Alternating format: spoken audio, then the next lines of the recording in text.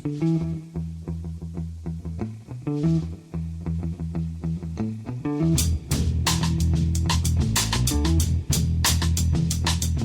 and welcome to The Price of Football, the show that looks at the money behind the beautiful game with me, Kevin Day, and Liverpool University's Kieran Maguire. Kieran, we are spoiling our listeners this week. Spoiling them. Not only have we got a book out, which we sweated blood and tears for, but we've got an extra pod. We've got an interview. It's involved less blood and tears, I have to say, but it was still very good fun to do. But we thought before we do the interview, Kieran, how are you in the few moments since we last spoke? I'm still in one piece, which is a positive.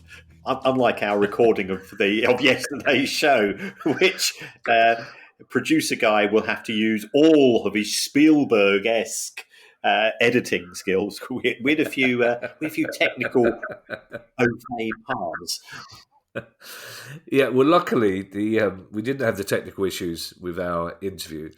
As we spoke to two people, we spoke to Dr. Mark Middling, who's the senior lecturer in accounting at Northumbria University, who has produced a new framework for annual reporting of football club finances and other indicators for football fans, specifically aimed at the fans of that club.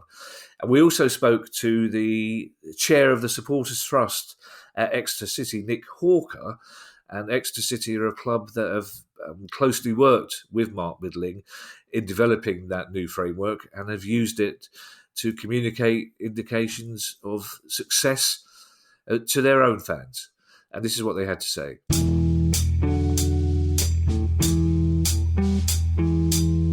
Thank you so much for joining us this morning, chaps. It's a pleasure to talk to you both.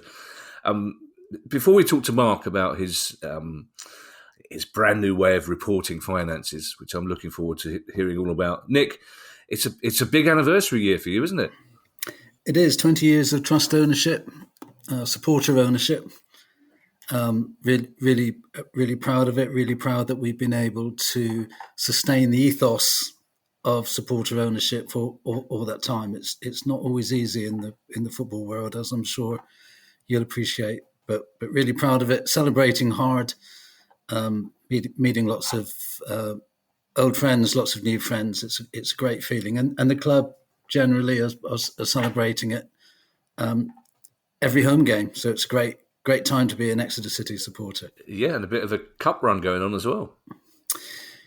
Yep, we could do with echoing that in the league at the moment. But yeah, good cup run. Looking forward to Middlesbrough in a couple of weeks. See what we can do. Would have liked one of the big boys, but I'm sure. Hope Middlesbrough fans don't mind me saying that. Oh, they will. They will. They will. Well, they'll be very welcome at St James Park, and we look forward to seeing them. Well, annoyingly, they've just started playing a bit of good football as well, haven't they? Indeed, yeah. Yes, I know. Just as our form seems to be dropping off a little bit, they seem to be picking up. But the cup's always a great equaliser, isn't it? Yeah. Well, Nick, we'll be talking to you throughout the interview from a club's perspective on what Mark has to offer. But Mark, my first question to you is a big one. You've devised an annual reporting system for the finances of a football club aimed at fans. The simple question is, why have you done this? Well, first of all, thank you for having me on. I've been a big fan of the pod since it started 4 years ago. So why I've done this, I suppose there's sort of two answers to that question, really. I suppose one is sort of my personal journey, and then the other is sort of the academic and sort of industry justification of sort of why it's required, in my opinion. So my personal journey, I joined the university in sort of 2015. I'd been in the accounting industry for 10 years at that point, and I was getting a bit bored with having to work too hard. And the university gave me a nice route out into something new. And I thought, after a couple of years, I'll move away from accounting and start teaching something else. But when I joined, they said I could do a doctorate. Fantastic. Always wanted to do one of those. They said I could do it in any subject I want. Fantastic. That sounds great. And they said, as long as it's got to do with accounting. It's like, oh, okay. How do I make this interesting? So it was during the England-Wales game of 2016 Euros, if you remember that far back. And I was having a pint over the second half with my with the ex-dean of the school back then, and he sort of said, "Oh, you need to find a way to make accounting interesting. Why don't you go and research how they do accounting, at drug cartels or something like this?" And sort of not wanting to end up in a ditch somewhere, I thought, well, that's not probably going to be the best idea. But it was a few months later, I was in the library and I just caught a glimpse of a book by a guy who's become a bit of a hero of mine, a guy called Stephen Morrow from Stirling University, who's been writing about accounting and football for his first book was published back in 1999, and he actually ended up being my examiner on my doctorate as well. But I saw this book and I took it out of the library and I read it cover to cover over the weekend, and that was it. I was absolutely hooked. So that's kind of what got me into sort of football finance as a sort of a research in interest. And then you sort of come to the sort of industry and sort of academic justification of why a report like this. And the question I always ask people is, which stakeholder group should clubs be primarily accountable to? And the answer I always get back is fans. But why? Why is that?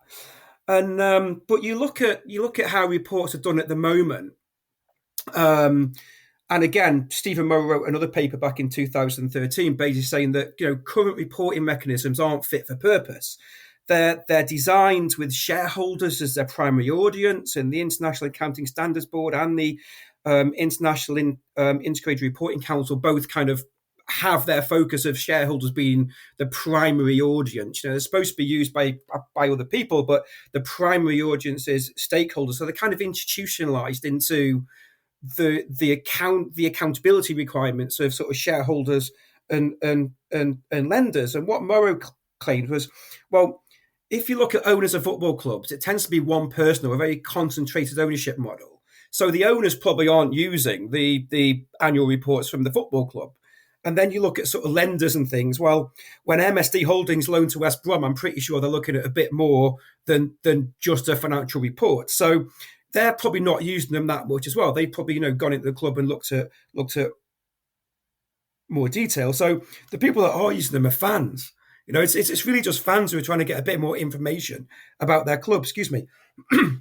And you sort of think, well, everything you've been talking about for the past 4 years, everything in the fan-led review, points that, fans need more accountability from their football clubs. There's a great quote from Michael Wynne-Jones, the joint owner of Norwich City, that we are the stewards of the club, not the owners. The club belongs to the supporters. Well, if that's the case, then the accountability needs to align with that. So there's a kind of the moral argument, if you like, that supporters are emotionally invested in their club, sort of more so than they are economically invested. And then you've got a power argument there too. So if you think about football clubs aren't trying to sell the sort of exactly the same product to the same people at the same time. So the sort of, the idea of this sort of competition, you end up with sort of 92 local monopolies on the landscape, and that creates sort of a bit of a power imbalance between sort of owners of the club and the supporters of the club. And in those instances, in monopolistic instances, that's where accountability comes into its own, in terms of narrowing that power imbalance. So I sort of started to put all this together, and I thought, well, what would it look like if we reported to supporters? Because as you guys know, supporters have never needed more accountability from their clubs. With the amount of sort of rogue owners, as you guys call them, around at the moment. Just to quote Kieran from a few weeks ago, there's fans of every club that want to hold those owners to account, and one way of protecting them is with greater transparency.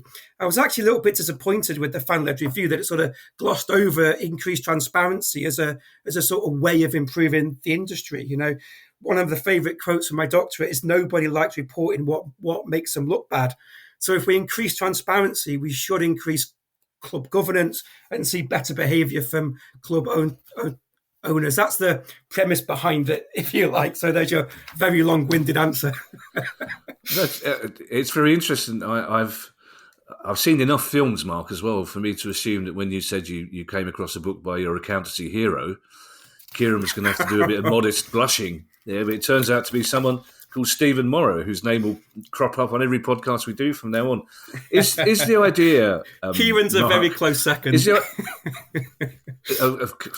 Kieran's a close second to nobody. Look at his... Is the idea, Mark, that your reports will replace the existing style or complement them?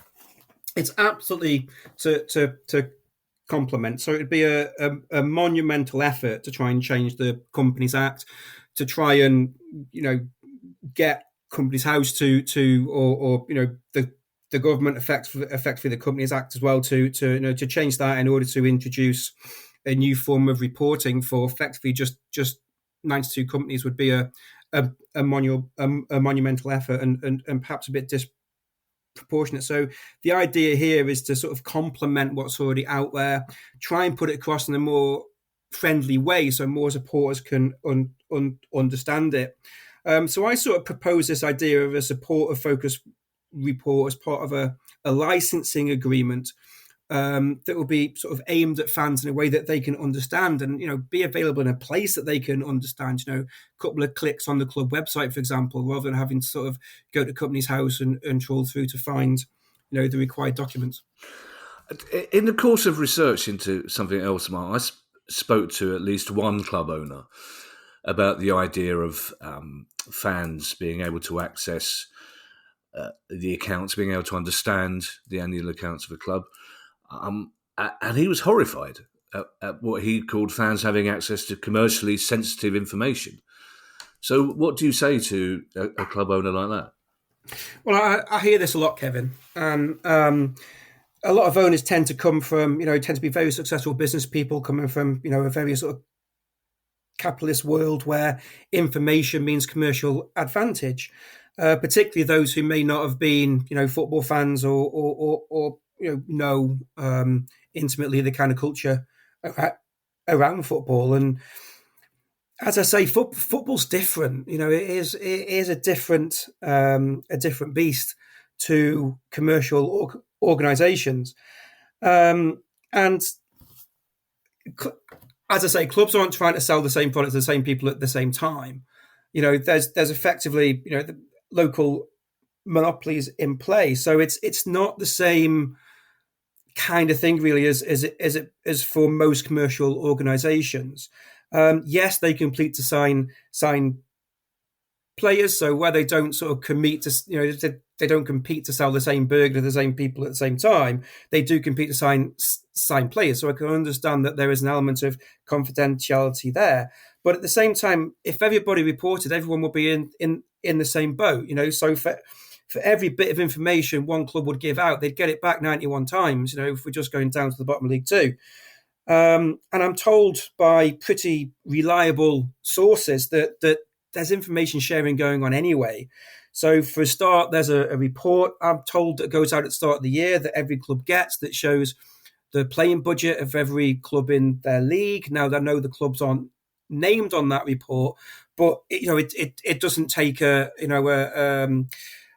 rocket science to work out that the Exeter don't have the biggest playing budget in League One, for example. And I'm also told that round the bar at the end of an EFL conference or something, directors talk. So this idea of confidentiality, I didn't really buy it, and the participants in my research didn't either. It's not just finance in your report, in the framework for reporting stuff, and we'll come on to that later on. But as well as how you went about developing the idea, but I want to bring you in, Nick, here first of all. Partly because I'd like your views on whether at the end of the day, all you directors and support the chairman are getting together and accidentally getting drunk and telling each other information you wish you hadn't shared. But as a fan-owned club, Nick, your accounts presumably are fully transparent anyway, but has Mark's work made that easier for you? So Mark's work has made it easier in in so much that actually producing the document that we eventually released was involved a great deal of work, and whether that was something that was on a particular priority list is questionable. So we were really grateful to Mark's input into that. But I think as we keep talking about information and access to data, it's that accessibility that's really important. So it's not just about the report; it's being able to come and talk to us, whether you want to talk to the chairman, whether you want to talk to the CEO. Having those points of access.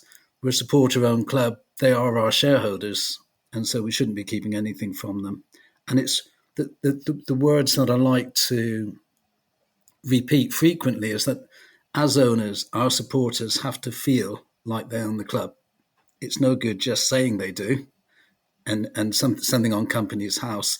And I would also expand that and say it's not just the members of the trust, it's the supporters who perhaps choose not to be members, but also the community around it all have an interest in the football club, whether you come to the games or not. They all have an interest in the activities we engage in and the way we go about our business. So it's important to us that we're good citizens and that we're accessible, and whether that's accessible to finance or whether that's accessible to just coming and having a chat about why are we building something, why aren't we building something? It's that accessibility so that supporters can feel that we've fully engaged with them. Kieran, I'd like to bring you in here too as well with on 2 points, and they both relate to the club owners I spoke to, who were owners of Premier League clubs. Both of them, I have to say, despite we're very pro transparency, obviously in this pod, but would you expect this model to meet more resistance from clubs the higher up the league you go? Is one question.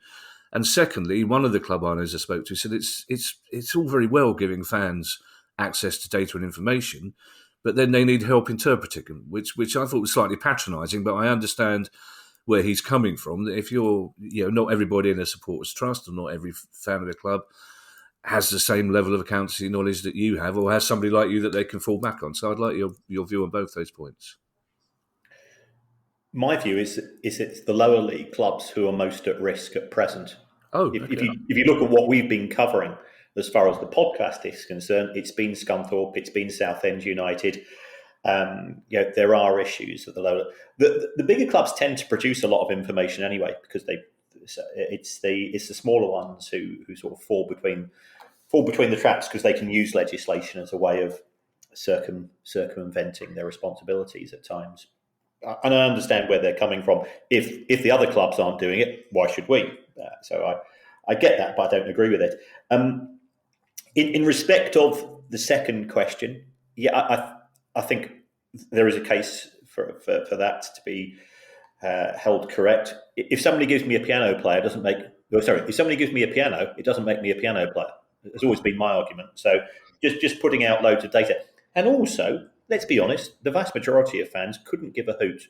We go to football on a Saturday afternoon to forget about politics, to forget about the day-to-day drudgery, and having to trawl through the finances is surely somebody else's problem. But there's enough people at every club that can explain the stuff. So there's fan forums, there's fan podcasts. I go on plenty of shows, and other people do so as well. So if you want to find out, I don't see that being a problem. And if somebody comes out with a load of garbage, as they have been doing in the last 24 hours on social media, there's nerds there that will put them down. Yeah, I'm going to take issue with you there, Maguire, on one thing, because it's thanks to you that perfectly ordinary, normal football fans who 3 years ago, as you say, didn't give a toss about football finance, are now really worried about it all and are ruining my enjoyment on a Saturday afternoon by asking me questions I haven't got a first clue about which to answer. Mark, once you came up with this splendid idea, how did you go about developing it? So I basically started by approaching supporter choice and trying to get a fan's idea of what they wanted to see reported, what was important to them. And this was the idea of sort of the four areas of the report came from: the finance, the governance, the social, and the sporting factors was sort of the, that's what fans were basically telling me that they wanted to see. And eventually I met a guy called Ashley Brown from the FSA, whose job title I think is fantastic, Head of Governance and Supporter Engagement. Now, you probably, in any other company, you probably wouldn't put governance and sort of customer engagement, if it's a dirty word, I know, but you wouldn't put those two together in kind of a normal commercial organisation. But in football, it feels right that they go together. And we had this idea of putting a sort of a focus group together, a panel of sort of experts in inverted commas, and that's what we did. And we had some representatives from the FSA. We had people from Carlisle, Cambridge, Scunthorpe, Pompey, and some other supporter trusts as well.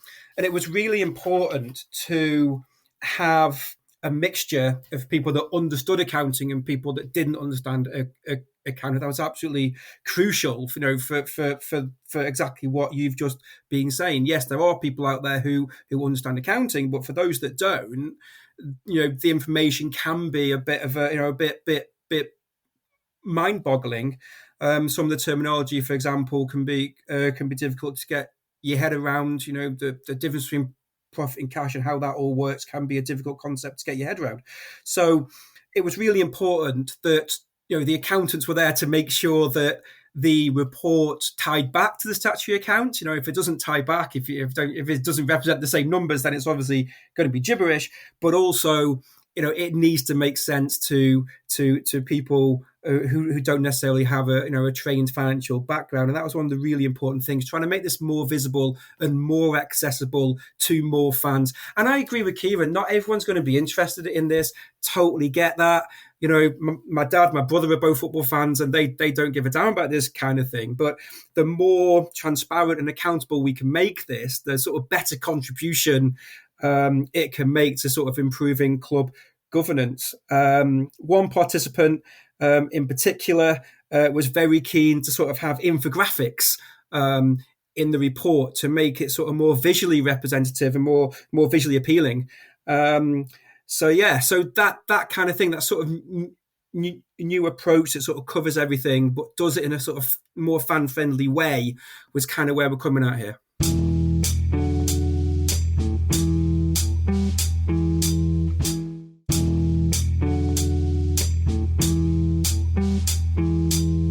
I'm really interested in the idea that you worked with people with accounting knowledge and people with no accounting knowledge at all.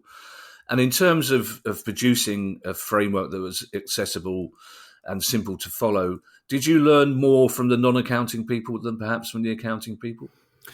I wouldn't say I learned more from either group. I think I learned more from the interactions between them. So when some of the accountants were having a discussion, and then one of the non-accountants is, sorry folks, but I haven't got a clue what you're talking about. Could you put that in English, please? That sort of helped us to come back to the idea that, okay, how do we not simplify it? That'd be the wrong way, the wrong word, but put it across in a way that is a bit more understandable. Yeah.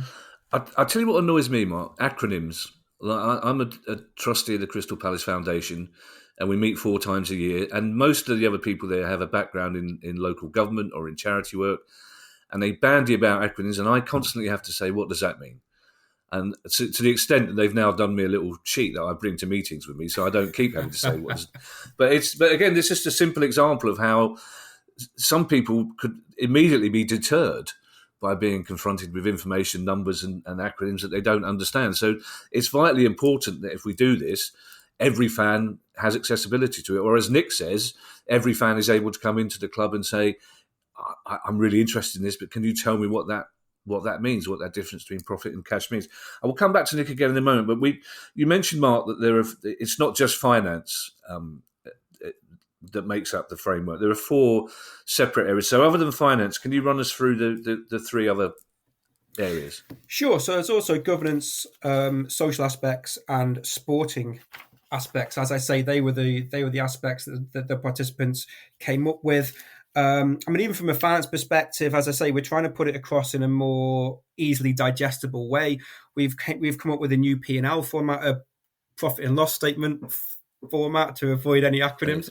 Thank you. That sort to sort of show the difference between sort of as much as you can in football have reliable income and what is kind of the football fortune income. So what is the underlying performance of the club and what are we relying on getting to the semi-finals of the FA Cup, for example. And, that also shows underlying profit before player trading, after player trading. So really highlighting the difference that makes. I know that's key to Exeter's strategy. There's more detail on debt. We've got this idea of key assets. So for a football club, the stadium and the football ground, and anything else that's absolutely critical to a match taking place at 3:00 will be considered a key asset. So we've split those out and talked about those a bit more. There's a bigger focus on cash, which I think Kieran will like. I know he's very keen on cash rather than profit measures. From a governance perspective, we talk more about ownership and boards, how decision-making processes occur, are fans involved, risk and more importantly, mitigations that the club is taking to risks, a group structure diagram. So trying to work out the group structure of a football club these days can be difficult. So I know at Newcastle, Manchester United, even at Bury, when they had their unfortunate troubles there, it was quite difficult to work out what was actually going on within the group, trying to follow it all back on Companies House. There's a business plan as well, so look to the future, not just to the past. And then we've got social factors, so how involved is the club in the community, what's been going on there, what are the equity, diversity and inclusion aspects that the club is getting on with, both within its staff and within its supporter base. What's the club doing for non-playing staff, for volunteers? And then we come on to probably the bit that most fans will go on to first, which is the sporting aspect. So there's a bit of analysis of the first team, linking kind of the money aspect to the on-pitch aspect, which is kind of a bit of a crux of all this. We talk about players' wages and the budget, but we don't do it individually. I agree with the views of this podcast that, we shouldn't be talking about individual salaries, but we are, clubs are able to talk about the total budget. When contracts expire too, I always see the biggest problem in football is this of the hidden cost, the hidden committed cost of player contracts going forward. So looking at, we don't explicitly sort of say how much that is, but we sort of show when contracts expire and this kind of thing, just to help fans to get an understanding of the kind of risk that the club is under from that perspective. Reconciliations to FFP and SCMP, and then sections on the manager, the women's team, and the academy, particularly around the academy as well. What sort of welfare arrangements are in place, in light of some of the pretty unsavoury news stories that we've seen over the past sort of 4 or 5 years. Of course, all that's quite heavy, so it's topped with a key facts document. So the first 5 or 6 pages is, key facts from each of the areas. So you can just get a very good idea quite quickly, and then go into the detail if you want to see it. And it's tailed with a glossary of terms to try and avoid all of those, or to help fans to understand those sort of terms that we can't get away with. So, for example, it explains exactly what amortization is back in the glossary there. Nick, I'd like to bring you in again here. And I have a terrible habit of asking guests more than one question at a time. I find it keeps them on their toes, Nick. I find it keeps them involved. So I've got 2 questions for you. First of all, I know you and Mark have been working together on the way Exeter produced their annual report. I'd like to know how you and Mark got together and why you were so keen for Exeter to be involved. But secondly, there was a brilliant piece about your club in The Guardian a few weeks ago, marking the anniversary. And there was a quote in there from you, which I thought was fantastic. And you said, we need to change the way that success is judged, particularly outside the top league. So I'd like your views on the fact that I love Mark's idea, and I think it's brilliant that fans have access to this information that they can interpret from. But at the same time, it seems to me that we do lack that certain something to indicate how you're doing in the community, how you're making people feel on a Saturday afternoon. You can't really put that in a report, can you, in any way? I think to go to your first question, then Mark and I met quite late one evening at a Football Supporters Association awards dinner, and Mark was less than complimentary about our accounts. Oh, really? I simply asked him why a supporter owned club had such poor accountability in only producing small company accounts. I might not have been that polite about it, to be honest with you. There are so many ways to start a fight in a hotel. I mean, I'm from an Irish family. I know many ways to start a fight in a hotel late on a Friday night, but just coming up and saying, "I don't like the way you do your accounts, mate." Oh, okay, we'll take this outside then, shall we? It was fine. Well, we didn't take it outside. We took it to the bar and we discussed it. And look, we're always looking for ways. I said earlier about how do the supporters feel like they own their club. So we'll always look for ways through which we can demonstrate that, and that's really important. And putting the report together isn't an easy task. It isn't quick. And so when Mark offered to help, then I was bit his hand off. Really grateful to him. We had a fantastic forum. We put the report together, and then we presented it in one of our suites, and went down really well.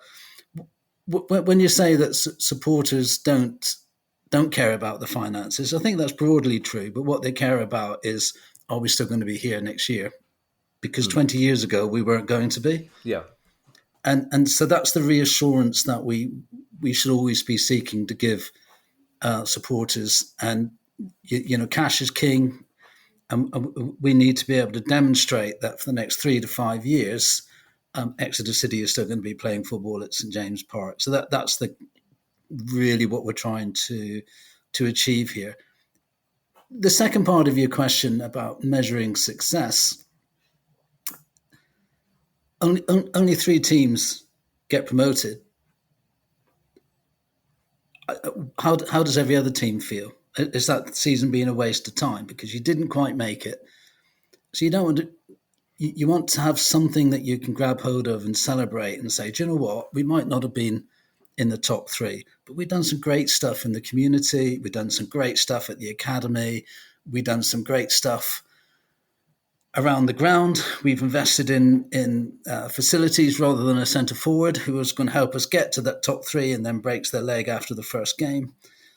It's finding those things that I think are special to supporters. They know that there's a lot of good stuff going on around the club, and they feel involved in it, and they feel engaged, and the community reflects on that as well. That's success. It's not. We all want to be promoted. We know that's why we go on the pitch on a Saturday. And for some people, it will always be about how you feel at 5 o'clock on a Saturday afternoon. But you're going to spend a lot of time being disappointed, I think, unless you can find those other things.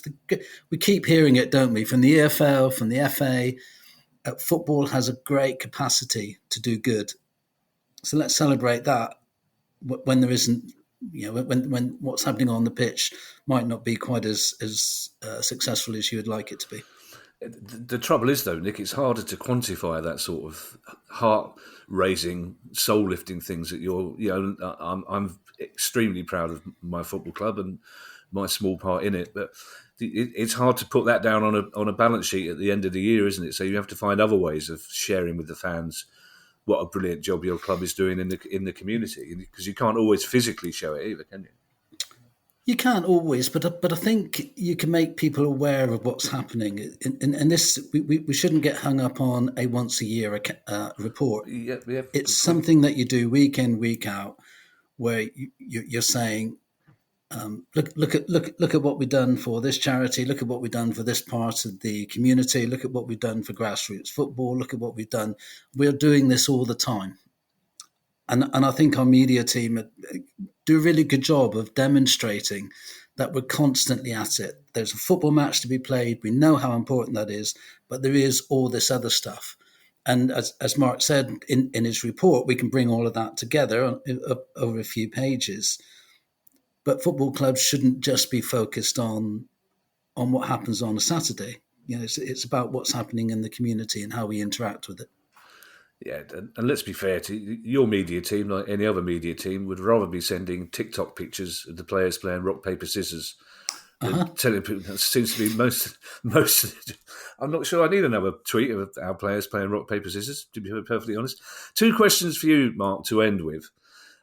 If, for example, the owners of Tranmere are listening to this, or the owners of Southampton, are you able to tailor your framework specifically to different clubs, or is it a kind of? It sounds a bit of a negative thing, but it's not, I don't mean it to be a one size fits all. Is it the sort of thing that you can take off the shelf at any club and start to use straight away?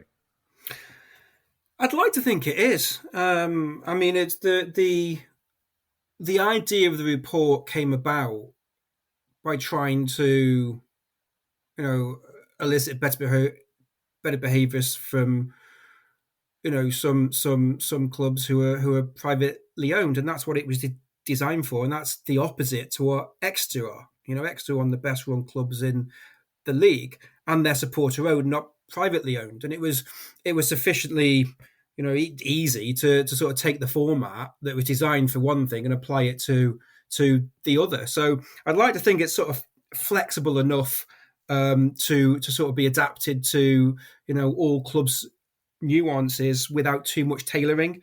That said, there's key things that you want to keep in, but I'd be more than happy for clubs to play around with it and make it their own. One of the things I said to Nick all the way through was, make this your report. I want this to be Exeter's report, not my report. And yeah, so, but that said, the format seemed to work. So yeah. And I've got one final question for you, Mark, and then I want to give the last word to Nick, because I think the owner of the trustee of a fan-owned club should get the last word in a situation like this. But Mark, for you, are you optimistic that in a decade or so, fans will be looking forward to their annual Middling report? That they'll be sitting by the laptop, going, "Here it comes! It's due out any minute now. Here it is. It's here." Like the way Kieran camps outside Company's house in a rather creepy manner. Do you think fans will be going, "Here it is. Here's the real truth"? Well, that just makes me realise how bad my surname is. But wouldn't it be lovely, Kevin? Wouldn't listen. My nickname at school was Middle. My nickname at school was Middle Kev, because there was a big Kev and a little Kev. So I know your pain, my friend. But it's Dr. Mark Middling. That's a Roald Dahl character. That's a great name.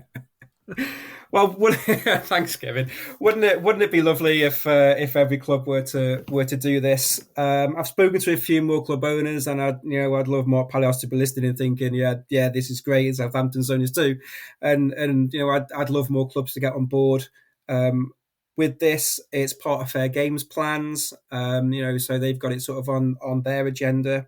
I'd love to see it introduced by a regulator under a licensing system. That clubs have to produce something that's aimed at fans in a way that fans can understand. And I don't know, people might be listening thinking these are just utopian musings, but I would argue that's how all change starts. A few years ago, it was a utopian musing to think we'd have a fan-led review and a white paper and an imminent, independent regulator of football. But look how far we've come. So, let's think about how far we can go. And Nick, the reason I want to give you the last word is because I actually thought about you and Exeter earlier this week. And without you criticising the actual club we want to talk about, when the news broke that Birmingham had shamefully sacked their manager with their club in sixth position because they know that Wayne Rooney is able to be coming in, it just struck me that that's the sort of thing your club wouldn't do, because I've always been really impressed. Whenever I've listened to you speak, whenever I've read what you have to say about your responsibility as a club, about continuity, about sustainability, you wouldn't behave like that. You certainly wouldn't release a press release. And I think the game needs more people like you in it than it needs people like them in it, to be perfectly honest. Well, that's right. Yeah, but thank you for saying that. I think what we're very cognizant of is at Exeter, and if you think the big part of our business model and what makes us successful is the academy, and it's about developing young players. But it doesn't have to stop at the academy. You develop everybody at the club. We know that we have limited resources. and and the resources we get from the academy ebbs and flows. So we've got to demonstrate a great deal of patience and allow players and allow managers to develop into the Exeter way, and that's what we call it. We call it the Exeter way. So we're not in a hurry to dismiss managers when we lose a few games, because we know we'll win a few games eventually. Everybody at the club works really, really hard, and we're all working for the same thing. And if I after every game, a group of supporters stay behind and clear the stadium for us. They go around the terraces, pick up all the litter. If we can communicate that back to the manager and say, look, we're all in this for you. We're all supporting you here. We're all going to be really patient. Our manager made a comment, even when it's not going well at St James Park, you do not get booing. The players aren't booed, the managers aren't booed. That's because we're all in it together. It requires patience and an acceptance that it isn't always going to go our way, hence looking for different opportunities to celebrate success. But when it does go away, you've really, really earned it, and that's really special. Yeah. That's a lovely way to close the interview. Nick, wish you every success for the rest of the season. Mark, congratulations. I think it's a really good idea, and congratulations on your progress so far. Let's hope there's more progress to be had. Kieran, you're drifting off there. I can see you've been up since 5:30, obviously. So you've been up for 6 hours. You want to do what I do, Kieran? Get up at the last minute, and then you're full of energy for this sort of thing. We have to, Mark and Nick. So we have to say goodbye now. Thank you very much for joining us, and hopefully we'll catch up at the end of the season to see how things are going. That would be lovely. Thank you ever so much for having us on. You're welcome. Yeah, thanks, guys. Do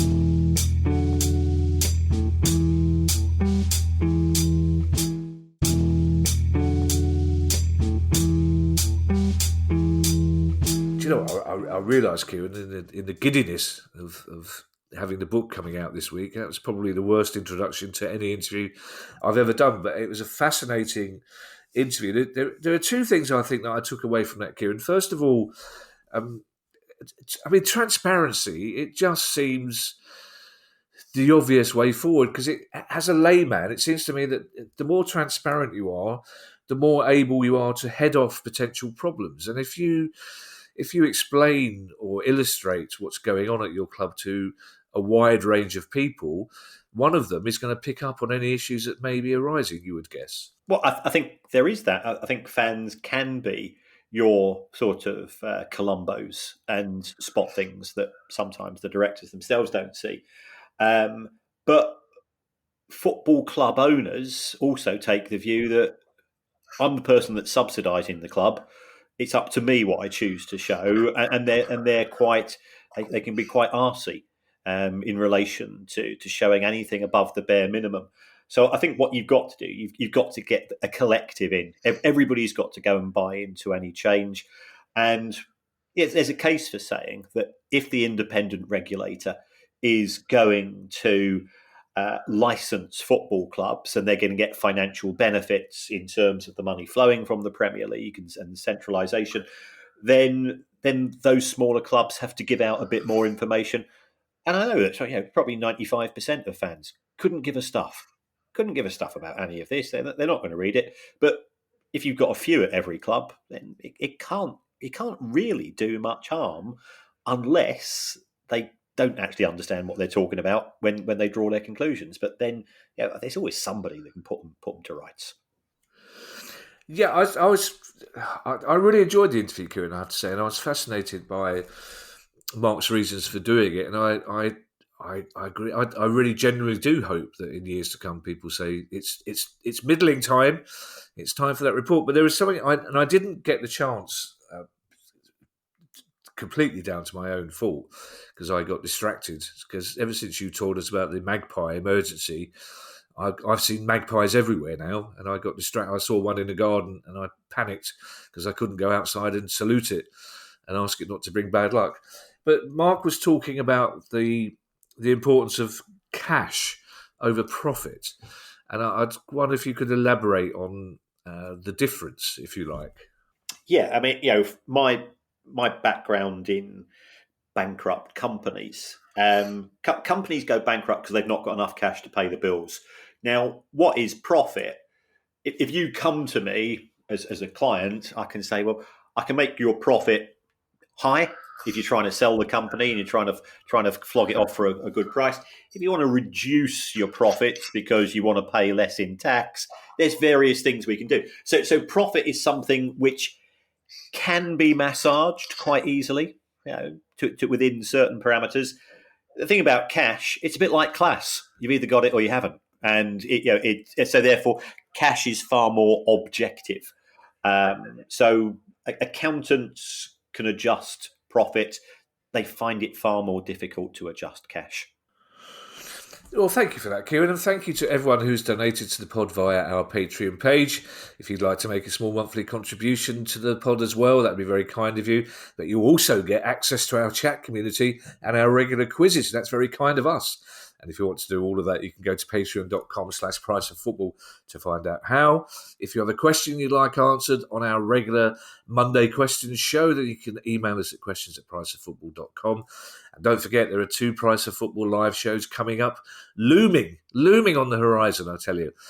We'll be at the Lowry Theatre in Salford on October 22nd. There are still some tickets available, only some. And we'll be at the Royal Yacht on Jersey on November the 7th. The same thing, still some tickets available, but only some. Although I suspect, Kieran, that everybody on the island of Jersey who wants to come may have booked their tickets already. So let's start appealing to people of Guernsey and Sark and start getting them off. Getting them. Yeah, I appreciate it's probably quite a long way to go just to see 2 middle-aged blokes prattling on about football finance, but we'd love to see you there. That's November the 7th. You can get your tickets. You can go to the websites of the venues, or you can go to priceoffootball.com. Don't forget our new book, Unfit and Improper Persons, An Idiot's Guide to Owning a Football Club, is available from yesterday, from, as I believe Lesser Comics would say, all good bookshops and some rubbish ones as well. We will see you for our next questions pod. Bye, everybody. Bye. The Price of Football.